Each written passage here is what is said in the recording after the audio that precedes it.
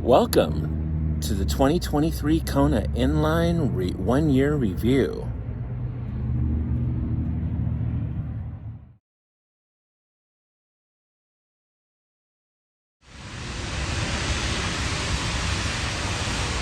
Hell yeah, steam cleaning undercarriage inside the bay. It's like we're gonna do it lightly so we don't try to abrupt any electrical detail at its best, and then they'll hand wash it and we'll get the recording going. And here's the back. It's not the biggest cargo spot in the world, but it does hold stuff that I need, groceries and so forth, and I use it for that. So, not bad. Not bad at all.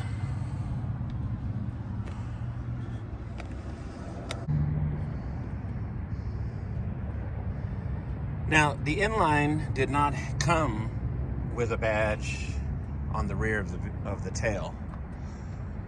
Unfortunately, it only came with badges on the front side quarter panels, both right and left, and on the grill. But I wanted something a little different. I couldn't figure out why Hyundai didn't put the Kona badge. If they were going to do 3 of them, why not do them all? So it only made sense that they include one here, and I think it's in a great spot for it. This is an all-wheel drive Kona, by the way. That's what I like about it. And I just think it matches perfectly with having the logos and badges perfectly even on the rear. So let's get into this. Kona 2023 inline, the last of the first generation of Konas, because in 2024, which is coming up here next month, we are in December of 23, they have changed the body completely. Brand new body, longer body, a little bit wider, a little more room in the car as well. Completely refreshed the vehicle, or redid the vehicle. But in 21 or 22 of the first generation Konas, which you're looking at now, which was from 16 to 23, Hyundai redid the freshing on the front end of the grille, giving it more of a wider open grille. Left the taillights the same, changed the back a little bit. And on some SE and SEL models, limiteds, they were black cladding here on the sides instead of the painted molding instead, which I actually dig. My car, however, does not come with LEDs. So these are not LEDs back here. Nor are my headlights LED in the front as well. Only the DRL lights. These are not LEDs. They are projected. But still, nonetheless, I've got great view out of them, and I'm cool with it. To upgrade, in North America, they call it the premium package, in which you'll get the Bose stereo system with it, which costs about another $3,000. I didn't want to do all that. This was at the dealer when I looked at it online, and it was at the dealer I normally buy my cars. I bought my last one there, my Elantra. And so I wasn't too interested. I thought maybe it was an inline. It was going to come with the LEDs wrapped around, but it didn't. But it's not a big deal. I don't really worry about it too much. I don't really care to spend that kind of money just to have some LEDs. It doesn't make any sense. As long as the vehicle's working and safety-wise and I can see what I'm doing at night, we're good. The dealer did tint the back windows at 30%. It wasn't until recently I did the front doors and the strip across the top. Also, I just recently installed an Amazon set of roof rails to go across the top, or, well, what we call crossbars. These are actually the roof rails. But I put on the crossbars just because I wanted to make a different, kind of give it that crossover look feel to it. It looks better with them, I think, with it. Spent $100 on them on a Black Friday, so that also helped out. And they fit great. They've worked out really good. I like them. So, yeah, not too bad. I'm not even complaining about it. I do have the sunroof in mine. I think all the inlines do come with sunroofs. And, of course, the inline wheels are exclusive just for the inline itself on the Kona. Yeah, so all in all, she's been a great ride. I bought it November 20th. Today is December 13th, but a month ago I hit 6,500 miles. I'm at 7,800 miles right now. I started working a job where I got to go 50 miles each direction every day. So it's adding up mileage quickly within the last month and a half. But I want to try to keep the mileage low. It makes for a good turn-in value when you go to trade it in on a newer vehicle.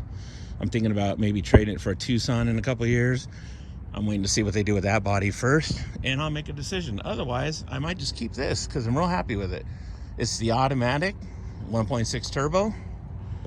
And, you know, it's like I said, it's got it's 195 horsepower, 190 horsepower on a 7-speed transmission. And I like it. It is a little sluggish though. On takeoff, it is sluggish. There's like this hesitation of the turbo or the computer to go, hey, we want to go now, let's move it. Unless you floor it, and then it'll jump on it and go. And that's not even being in sport mode. That's just regular, normal mode. So, speaking of modes, I'll show you that right now, how I have my cube style mode set up on my car inside on the dash instead of the traditional round gauges. As you can see, I keep pretty clean inside. I try to. A little dirt at the yard. Been dusty lately over there. They're starting to pave it a little bit where I work, so. But I dig it. Some of the plastic I haven't even removed off of here. There's a couple clips back here, like such as this. I haven't even taken them off yet. Guess I was too lazy to even think about it or worry about it. But yeah, it's very black right now. It's hard to tell on the video, but I do love the black interior on this with the red trim.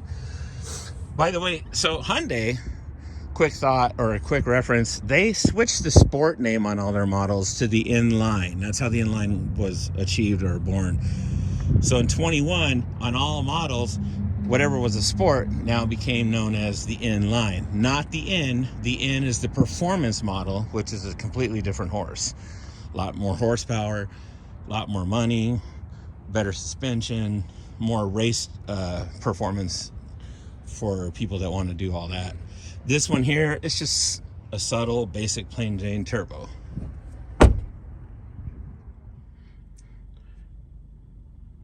Called my sales guy earlier. I'm like, hey, do you have any 2023 Kona books left over on the brochures? He's like, yeah, why? I'm like, I never got mine. He's like, oh, really? He goes, come by, I'll give it to you. I'm like, sweet. It's got a nice feel to it. Pretty cool book. It's got a bunch of stuff to it. I didn't get one when I bought mine. I don't know why, but I thought it'd be cool to have one as a reference. I kind of like all that cool stuff. So just some fun stuff. Free book. So here's the cube style dash or gauges that I like.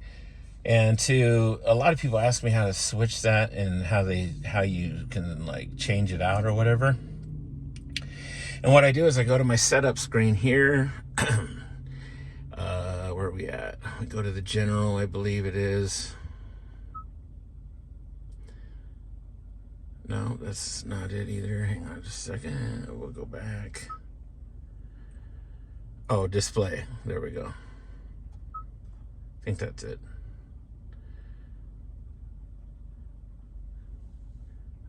No, that's not it either. That's more or less teaching me that. Hold on, give me a moment. All right, so what I do is you hit screen layout here.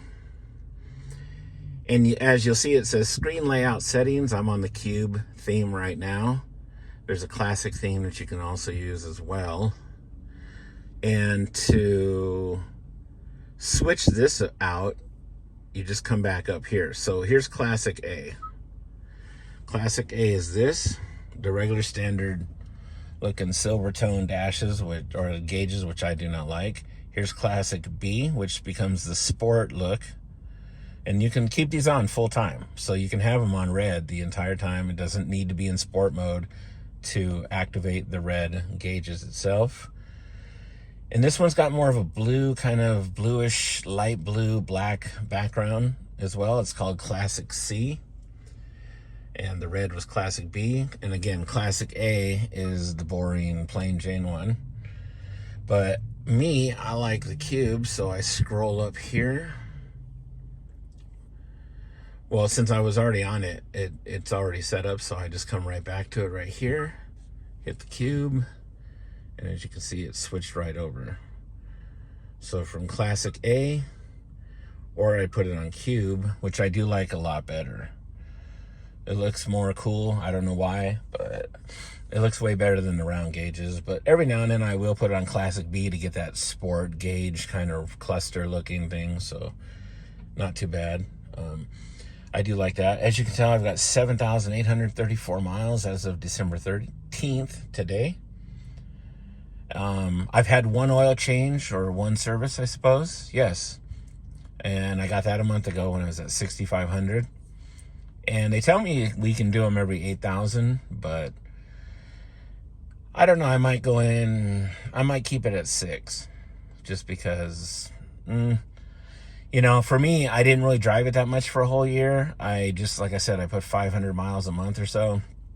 So I didn't really, the oil didn't get dirty enough. And people are like, well, if it sits too long, the oil is bad for it. It does. But I drove the car every other day. So it wasn't like it was sitting for 2 or 3 weeks and not being driven. I just happened to be working a lot closer than where I'm at now. And I didn't have to burn that many miles on the car itself. So, you know, there is that. I do use this right here. So right now this would shut off if I go to drive, and it is a start stop selection, but I always push this. It turns that off. That way when I'm sitting at the light, the car does not shut off to conserve the energy, whatever. I do love the heated seats. I use those constantly. I do love the shifting and stuff like that. The charging system works great. I don't really use Apple Play. I have an Apple phone, but I don't usually use it here. I just go back to the regular radio on itself and just kind of play that with the radio at the Sirius XM that it does come with. So yeah, pretty cool, pretty cool. See how the RPMs don't really come down. And then the drive mode here on sport brings you up here. And what it does in this cube mode for sport is it stays in the blue, but it says sport in red. Takes a while for the RPMs to kick down, huh? Not like your traditional stick shift. It's almost like it has an open throttle for a little while. So then there's smart, which I had on when I first drove the vehicle. And I guess it kind of keeps it in memory of how you drive for whatever reason. And it keeps it that way. Right now it's at 24 miles to the gallon. But usually when I'm going to work and back, it usually accumulates about 27, anywhere from 27 and a half to about 31. Because it's all-wheel drive, I don't think I get like normal Konas do that don't have the all-wheel drive, where they get like 32 to 34 miles to the gallon, especially on the turbo, the 1.6 turbo with the inline. So someone did tell me that, yeah, because you have all-wheel drive, it does, whether you're in all-wheel drive or not, it's still not getting as great as if you just had the front-wheel drive inline Kona, which they do make. You can get it in front-wheel drive or all-wheel drive as well. The sunroof I use sometimes, but not very often. But you can see it opens with those roof rails or the crossbars going across. Simple touch of the button forward. And it closes it back up. So, I never was really much of a sunroof guy. But I do enjoy having it. It is nice to know. I just love the interior of the Kona, though. I love the interior of the dash. On the new one, on the 24, this screen is much bigger. It's forward now. It goes all the way across. This isn't separate, and it's not that tall. The dash it's like I said, it's a completely different car than what these models are. I love the seats with the letter N on it, like as if it's from the N family. It's been a good car. It's quiet inside. It does have some road noise, which I'll post up here in just a second. Yeah, one morning I went to work and it was in the fog, and you guys can hear the difference of smoother asphalt versus some older asphalt. You can kind of hear the difference inside the car. So I will post that up now, and we'll get going on finishing up this review. Here's a perfect example of some fog in my area.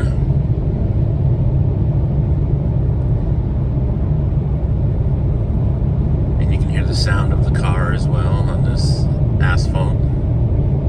But in certain parts of asphalt, this car gets really loud because the asphalt's either old or it's got, starting to chip off and so forth. So, but I don't have LED lighting on here, meaning headlights nor the tail. The only thing that's LED is the DRL lights up by the hood. Those were offered only in the premium package, or if you will, if you're in Canada, I believe they call it the ultimate package, or anywhere else that's sold outside of the States. But the premium package comes with better sound system and the LED all around, which would have been like another, $4,000. I'm like, no, I'm good. I don't need that.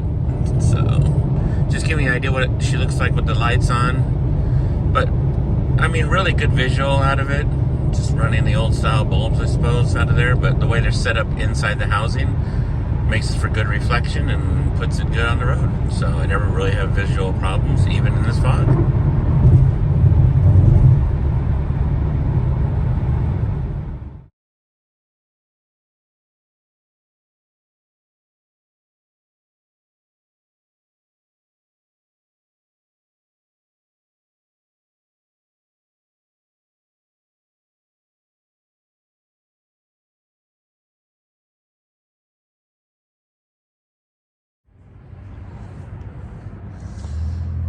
All right, here's the turbo 1.6 GDI motor with the Smart Stream system. She uses 0-30 weight. I check the oil from time to time. Hyundais are famous for losing some oil, so you want to check it probably once a month just to make sure that it is at the full line on the dipstick when you pull it. I just had this detailed because I had a lot of dirt and dust in here and I didn't like it. I like to make this thing look like it was when it was off the lot, brand new. But yeah, like I said, I dig the front grille. I love the look of the aggressiveness of the grills versus the headlights. Then your plain Jane stock Kona with all the plastic cladding on the sides. This shows a little more body. Paint gives the car a little bit more of its own style, I suppose. The color is called Blue Wave. You get your twin tips back here. Not twin exhaust, just twin tips. Yeah, I think the inline, I think I did right by putting that on there with the inline logo underneath the Kona word. I think that wound up working out really good. It just blends in perfect with this side, so you have an even matched badging on the rear. And this inline logo or badge came from the right side fender. I used the right side because it was leaning, the end was leaning to the right, and I wanted that in to kind of match the Kona in up and down. Whereas the left side didn't work out that way. So, but yeah, I'm totally happy with the car. Like I said, she's been good. So we'll see if Hyundai can improve the Tucson a little better. And what I'm hoping is they'll put a 2.5 liter turbo from the Sonata with an 8-speed into that Tucson when they refresh it in 25. But I don't think Hyundai's going to do that. I think the only SUV that'll have that is the Santa Fe. So we'll see. And the new inlines, by the way, on the Konas are also hybrids. They're not like this one anymore. So they're going to be a hybrid inline instead. So we'll see. I don't know. I do like the new Kona, but I'm attached to this first generation of Hyundai Kona. I think Hyundai did a really good job with it. I think that the company-wise, they've done really well. They've come a long way. Their tech is amazing. as far as their navigation, as far as all the controls and everything. It's easy to use. You know, people are going to have some problems with their cars. There will be lemons, sure. But all in all, it's been a great car. I love it. 1 year later, well, now 13 months, I'm enjoying my Kona Inline 2023. Thanks for watching the review. If you like it, please hit like, subscribe. And I'm looking forward to doing my girlfriend's 2023 review of her Sonata Inline with the 2.5 turbo. I'm going to look forward to that in maybe another month or so, because we bought her car a year ago. So she has a 2023 Sonata Inline, and that'll be coming up on a review soon. So hopefully you guys tune into that and check it out. In the meantime, you guys have a great day on YouTube, and I'll catch you later. Come on.